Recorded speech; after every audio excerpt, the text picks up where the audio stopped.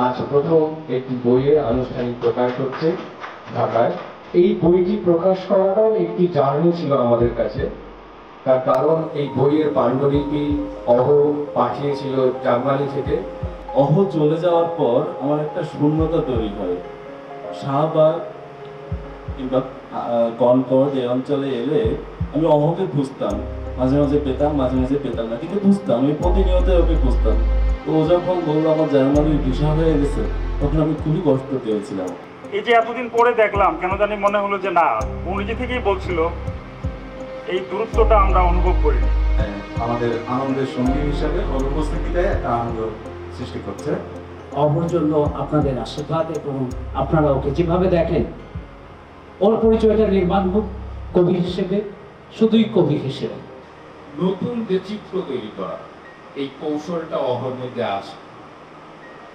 এই জন্য অহ বেঁচে থাকবে, অনেক অহ শিল্পকর্ম বেঁচে থাকবে। আমার ট্রেনের টিকিট কাটা ছিল, কিন্তু অন্য কারণ আমি সেই জন্য আমার জরিমানার বহু ধরতে হয়েছে। কিন্তু অহমর সে পীড়া পাবো আমি কি করলাম সারাদিন সে দুঃখে পড়ে যাচ্ছি এবং ট্রেনও বোধহয় মিস করেছি তারপর দিন, সেটার জন্য অহর উঠতে শেষ নাই করে। তো যাই হোক, এগুলো আজকে মজার স্মৃতি ওরা আমাদের বললাম। তো আমরা আশা করি আজকে অনেকদিন পরে প্রমোশনে গেলাম এই কবিতা পড়ার, সুন্দরভাবে ফিরে আসুক। আমার অহর মুখ আরো অনেক তরুণ বন্ধুদের কবিতা আমরা শুনতে চাই। পশ্চিমবঙ্গ থেকে আগত বিশিষ্ট প্রকাশক ভাই, সামনে যারা আমার কবি ভাই বোনেরা, এবং বিশেষ করে যাকে নিয়ে আজকের এই অনুষ্ঠান, কবি অহনরোধ, শুভ সন্ধ্যা। এই বইয়ে যেহেতু সনেটের বই, 14 লাইনের বেশি যাওয়ার উপায় ছিল না, কিন্তু আমি অহনরোধের বেশ কিছু দীর্ঘ কবিতা পড়েছি, আমার ভালো লেগেছে।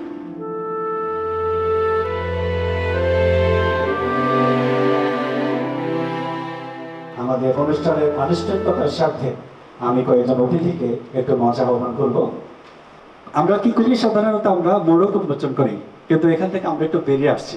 আমার কাছে মনে হয় ক্রিয়েটিভ আইডিয়াটা কান জানি না, এটাকে উজান কবি না অভিযান যেই হোক না কেন, এই আইডিয়াটাকে অত্যন্ত সাধুবাদ জানাই। আমরা চলে যাব আমাদের আজকের এই অনুষ্ঠানের প্রথম যে পর্বটি, আমরা সে পর্বে অহনরোধের কাব্যগ্রন্থ সন্ধ্যা সনেটের পাঠ উন্মোচন।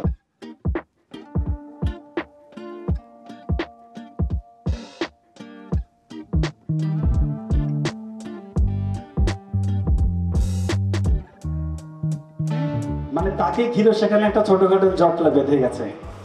তা আমি তখন অত্যন্ত পরিচিত একজন ব্যক্তি, আমি কাটাবরণ তখন গিয়ে সবার কথা শুনি। তো সেই শুনতে শুনতে দেখলাম যে এই ছেলেটি কথা বলছে, সেই ছেলেটি যে বিষয়টা নিয়ে কথা বলছে সে বিষয়ে যাব না, তবে মন্ত্রমুগ্ধের মতো তার কথা অন্যরা শুনছে। খুব ইনফ্লুয়েন্সিয়াল একজন ক্যারেক্টার মনে হচ্ছিল তাকে। তার সাথে গিয়ে আমি যখন পরিচিত হই তখন জানলাম তার নাম হচ্ছে অহনরোধ। সবচেয়ে এই আলোচনার সেন্টার যে জায়গায়, সেটা হচ্ছে শান্ত সনেট সমূহ, কবি অহনরোধের কবিতার বই। আমরা সাধারণত যে আয়োজনগুলো করি, সেই আয়োজনগুলো অনেক সময় দেখা যায় যে উজান একলা করে। আজকের আয়োজনটা একটু ভিন্ন, উজান, অভিযান ও কবি। অর্থাৎ আমরা চেষ্টা করেছি বাংলা ভাষার এদিক ওদিক মিলে যে কয়েকজন প্রকাশক আছেন তাদেরকে একত্রিত করা। তার মধ্যে কলকাতা কেন্দ্রিক যে প্রকাশনা, সেখান থেকে আছেন মারুফ হোসেন অর্থাৎ অভিযান, একই সঙ্গে দীপঙ্করদাও এখানে আছেন। দীপঙ্করদা শুধু প্রকাশক না, বড় উদ্যোক্তা বইয়ে। আমাদের ভালো লাগছে, তাকে ধন্যবাদ এগুলো উপস্থিত থাকার জন্য। এই বই সম্পর্কে প্রতিক্রিয়া দেওয়া বোধহয় এই মুহূর্তে আমার আর সারে না, কারণ এ বই এখন পাঠকদের, এ বই এখন আপনাদের। সো আপনারাই বলবেন। আমি শুধু বলতে পারি আমাদের আর অবর দু একটা কথা।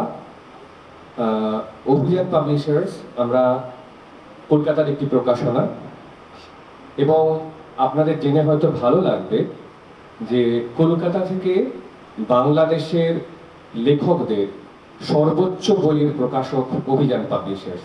আমাদের 100-র উপরে বই বাংলাদেশের লেখকদের আমরা প্রকাশ করেছি, যা আর কোনো প্রকাশনা কলকাতায় প্রকাশ করেন। এই বইটি প্রকাশ করাটাও একটি জার্নি ছিল আমাদের কাছে, তার কারণ এই বইয়ের পাণ্ডুলিপি অহ পাঠিয়েছিল জার্মানি থেকে, এবং প্রতিনিয়ত তার প্রুফ দেখা, তার এডিটিং, তার সাজসজ্জা, সমস্ত কিছু সেটা বারবার করে মেল চলাচল। আমরা কবি অহনরোধের শান্ত সনেট সমূহের উপরে একটু প্রতিক্রিয়া আমরা শুনতে চাই জাহিদ সোহাগের কাছ থেকে। বলা যায় যে এত কাছ থেকে এই কবিতাগুলোর সঙ্গে আমিও জড়িয়ে আছি। তো যাকে আমরা নিত্যদিন দেখি তাকে প্রশংসাও করতে পারি না, নিন্দাও করতে পারি না, মনে হয় যে আমরা একই অঙ্গে। তো অহকে এত বছর পর দেখেও মনে হয়নি যে সে দূরে আছে, বিচ্ছিন্ন আছে। তো আমাদের একটা সময় ছন্দ নিয়ে খুব কথা হতো, যে যখন তরুণ কবিরা আসতো হচ্ছে ছন্দর বিরুদ্ধে জিহাদ ঘোষণা করার জন্য, আমরাও করেছিলাম। কিন্তু ধীরে ধীরে আমরা একই সঙ্গে কোথায় এই ছন্দকে বুঝতে চেষ্টা করলাম যে ছন্দ কেন, এবং সেই ছন্দের মধ্য দিয়ে নিজের অনুভূতির ভেতর দিয়ে যেতে যেতে অহজে একটি বই প্রকাশ করে ফেললেন। সত্যি এটি সাধুবাদ জানানোর মতো। আমি আসলে কবি না, কবিতা পড়ি, তাও হচ্ছে নিজের মতো করে নিজের কবির সঙ্গে আমার সখ্য আছে, আমার যোগ্যতায়। আমরা ভবদা জনপদের সন্তান, আমাদের নদী আছে, বিল আছে, খাল আছে, এবং ছোটবেলায় শিউলি পোড়ানো, বকুল পোড়ানো একটা ছেলে একটা জনপদ থেকে এসে তার যে মানে কবিতার চর্চা করার যে কবিতার মধ্যে যাওয়ার যে একটা আকাঙ্ক্ষা, সেটা ছিল প্রচন্ড। এবং মানে আমার কাছে মনে হয়েছে যে সে জোয়ারের মতো কবিতার মধ্যে, তার ভিতরে জোয়ারের মতো কবিতা কাজ করে। এটা দেখে আমরা মুগ্ধ হয়েছি। অহর জন্য আপনাদের আশীর্বাদ, এবং আপনারা ওকে যেভাবে দেখেন, ওর পরিচয়টা নির্মাণ হোক কবি হিসেবে, শুধুই কবি হিসেবে, এবং একজন বড় কবি হিসেবে আমরা ওকে দেখতে চাই বাংলাদেশে, সারা বিশ্বে। হতে পারি তোমার ডিএনএর সিঁড়িতে থাকা ঘাপটি মারা আদিতম স্বপ্নের জাত, নুহের প্লাবন ঝড়ে যার হয়েছে বিলীন। আমাকে এমন ভাবে চিহ্নিত করো যাতে জীবন বিপন্ন দেখা মাত্র বধ করা যায়, যাকে দেশহীন ধর্মহীন বলে সীমান্তের এপার ওপার কিংবা নোম্যান্স ল্যান্ডে ফেলে নির্দ্বিধায় হত্যা করা নিয়ম। নিকটস্থ মগজের মুখোমুখি দাঁড়াচ্ছি প্রতিদিন, সমভূমির কাঁঠাল পাতার অতি ক্ষুদ্র রাত। সমৃদ্ধ আছে আবরণ, মায়াবী বিন্যাসে পূর্ণ পদক্ষেপ। স্বচ্ছ ঐশ্বর্যশালী জলমর্মে আমাকে বিধ্বস্ত করে নাও চক্রবুহ। লেখা শেষ হয়েছে বার্লিনে এবং বইটি প্রকাশিত হয়েছে কলকাতা থেকে। সেই যাত্রাটা একটা অনেক বড় যাত্রা ছিল, জাহিদ ভাইও এর মধ্যে কিছু বলেছেন, এবং এই বইটা প্রকাশ করার ক্ষেত্রে যে ধরনের মেইল চালাচালি, অনেক ধরনের ব্যাপার, সেটা আরও ভাইও তার কিছু বলেছেন। আমার আসলে বিশেষ কিছু বলার নেই। আমার সব থেকে ভালো লাগছে যে আমার প্রিয় মানুষরা সবাই আপনারা এসেছেন, এবং আপনাদের সঙ্গে আমার দেখা হচ্ছে। কথা তো বলবেন, কি গুণীজনরা সবাই আছেন, তারাই কথা বলবেন, আমরা তাদের কথা শুনবো। আমি শুধু বলতে চাই যে আপনারা এসেছেন, এবং সেটা আমার জন্য অনেক বড় পাওয়া এবং অনেক বড় আনন্দের। এই জন্য আপনাদের সবাইকে ধন্যবাদ জানাই। যারা অনিচ্ছা তার ইচ্ছার বিরুদ্ধে অভিবাসী হয়, কবিরা বিশেষ করে, তারা কিন্তু অনেক ভালো কবিতা লেখে।